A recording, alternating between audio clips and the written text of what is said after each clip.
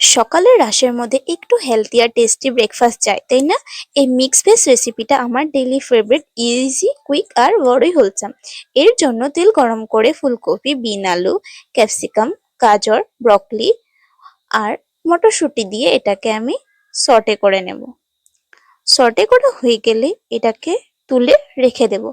তারপর প্যানে তেল তেল গরম করে তেজপাতা, শুকনো লঙ্কা, গোটা জিরে, রসুন কুচি, লঙ্কা কুচি দিয়ে এটাকে মিক্স করে নেব। সাথে দিয়েছি পেঁয়াজ কুচি। মিক্স করা হয়ে গেলে টমেটো পেস্ট দিয়ে এটাকে ভালো করে মিশিয়ে নিয়ে হলুদ গুঁড়ো আর জিরে গুঁড়ো দিয়ে এটাকে একটু টাইম কষিয়ে নেব।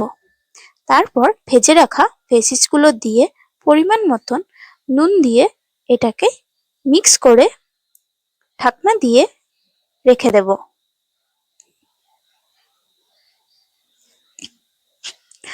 ঢাকনা খুলে এর মধ্যে ধনেপাতা ছড়িয়ে দিলেই রেডি মিক্স ভেজ রেসিপি।